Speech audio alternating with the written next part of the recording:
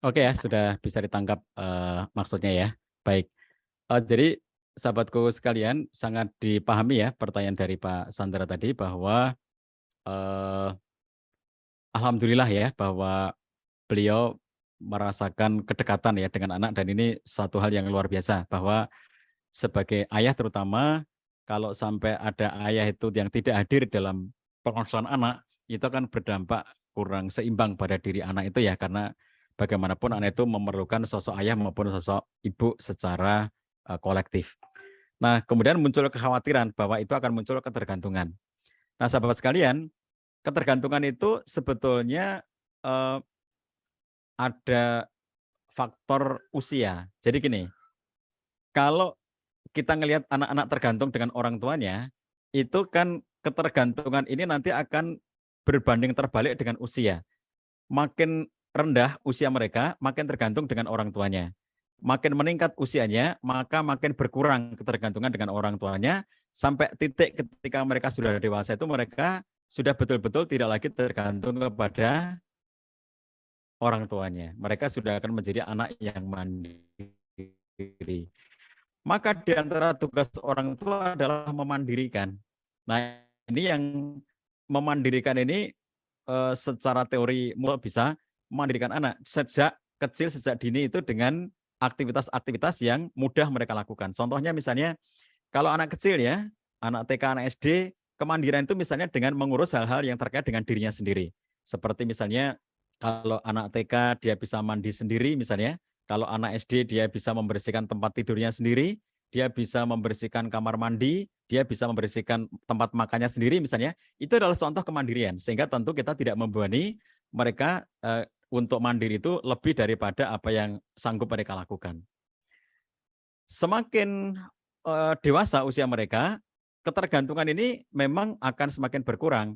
Satu sisi karena mereka juga memiliki perkembangan kognitif, perkembangan emosi, perkembangan sosial yang berkembang, sehingga dampaknya pasti mereka akan semakin mandiri. Tapi di sisi yang lainnya, mereka juga memang dibentuk gitu ya oleh orang tua untuk mereka bisa mandiri itu. Jadi artinya orang tua yang harus mengikuti ritme perkembangan anaknya. Saya ingatkan tentang teorinya Duval Miller, 8 tahapan kehidupan berumah tangga itu ya.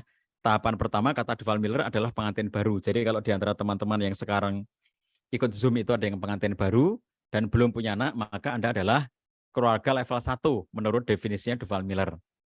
Kalau Anda pengantin baru dan sudah punya satu anak, yang anaknya kurang dari 3 tahun, anak pertamanya, maka Anda keluarga level 2 menurut Duval Miller. Kalau anak pertamanya sudah 3 tahun dan sudah masuk preschool, TK atau playgroup, nah maka Anda masuk keluarga level 3. Ya. Kalau anak pertama Anda sudah masuk SD, maka Anda keluarga level 4. Kalau anak pertama Anda sudah masuk SMP atau SMA, anak remaja, berarti Anda keluarga level 5.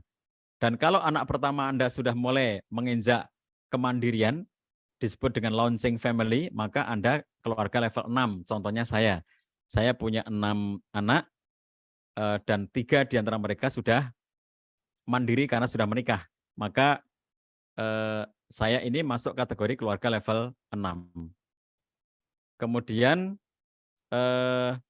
kalau semua anak dalam keluarga kita itu sudah mandiri semuanya, maka orang tuanya masuk keluarga level 7.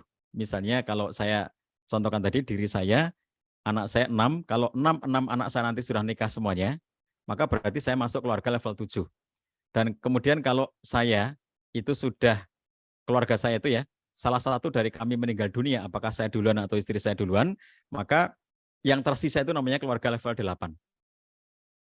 Nah, level 1 sampai level 8 ya. Apa problemnya dengan level-level ini sahabat sekalian? Kalau kita perhatikan, di antara hal yang menyebabkan terjadinya kesenjangan antara orang tua dengan anak itu adalah ketika orang tua itu tidak menjalankan tugas-tugas perkembangan sesuai dengan levelnya. Contohnya, kalau memang dia itu orang tua level 2, yang berarti dia itu anaknya masih balita, maka wajar jika anak itu sangat bergantung pada orang tuanya gitu ya. Karena anaknya masih balita, itu wajar banget gitu. Ketika anaknya sudah masuk playgroup, maka anak ini sudah mulai ada pelajaran-pelajaran kemandirian yang bisa diberikan. Dia menjadi orang tua level 3 yang dia harus mulai menerapkan pola-pola interaksi yang mulai memberikan pembelajaran kemandirian pada anaknya untuk melakukan hal-hal yang dia sudah mampu melakukannya. Kalau dia sudah menjadi orang tua level 4, berarti tugas perkembangan orang tua ini pun sudah berubah.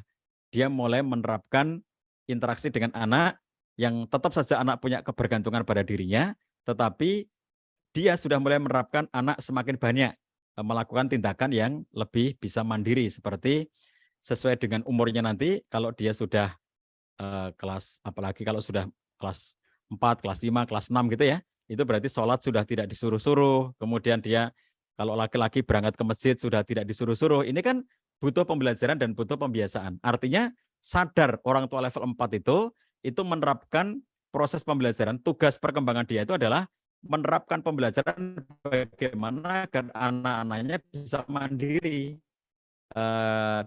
sesuai dengan konteks usianya itu. Kemudian pada level anak yang masih SD itu ya, dia juga mulai memberikan pembelajaran kemandirian dalam bentuk misalnya menyiapkan sendiri pelajarannya besok, tugas-tugas sekolahnya, itu sesuatu yang perlu disiapkan oleh orang tua untuk anaknya bisa melakukan itu dengan mandiri.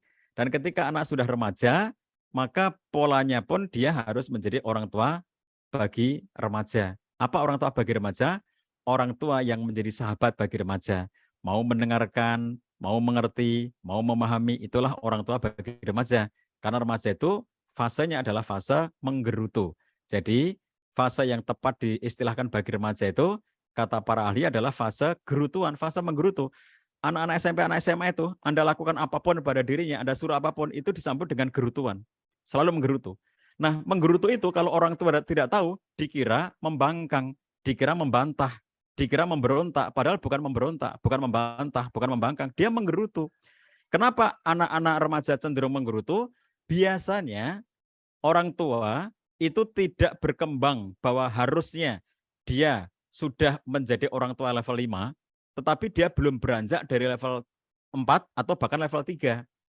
Harusnya ketika anaknya sudah SMP SMA, dia menjadi orang tua level 5 yang berinteraksi dengan anak-anaknya sudah dalam bentuk dialogis, sudah dalam bentuk bersahabat.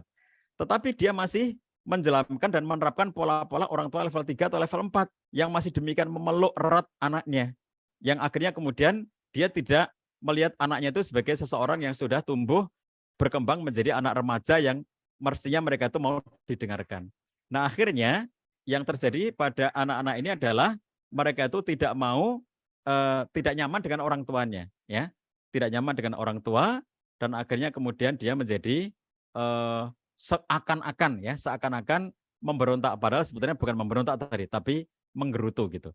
Nah, kenapa menggerutu? Ya tadi, karena dia merasa diperlakukan seperti anak SD atau seperti anak TK, gitu. Jadi salah satu cara ya, kalau tadi dikhawatirkan tentang bahwa bagaimana agar anak ini tidak mengalami ketergantungan dengan orang tuanya yang tentu saja maksudnya berlebihan, adalah dengan orang tua yang menerapkan tugas-tugas perkembangan sesuai dengan level dia sebagai orang tua itu.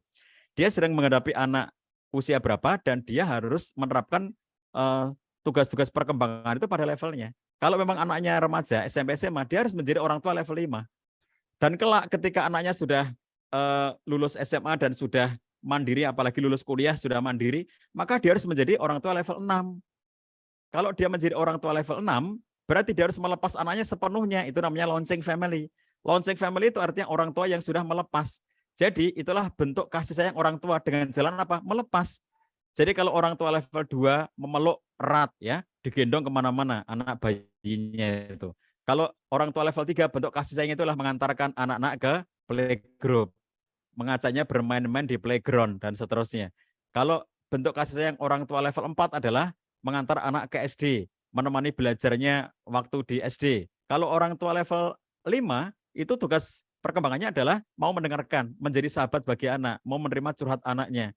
Kalau orang tua level 6 tugasnya adalah melepas anak itu, sepenuhnya melepas. Nah, itulah ya. Jadi yang namanya ketergantungan anak itu adalah sesuai dengan konteks umur gitu. Jadi kalau anaknya masih kecil, wajar jika tidak mandiri dan tergantung dengan orang tuanya. Tapi seiring dengan tugas perkembangan orang tua yang tepat, seiring dengan perkembangan anak, orang tuanya menerapkan tugas-tugas perkembangan sesuai dengan fasenya dengan tepat, maka insya Allah akan bisa membuat anak itu mandiri dan tidak tergantung dan tidak menjadi anak yang seakan-akan nggak mandiri atau nggak bisa lepas dari orang tuanya. Nah itu perlu belajar dua-duanya ya. Anak sekolah, orang tua juga belajar. Maka tidak pernah selesai kita belajar. Begitu, maka kalau ada yang lainnya.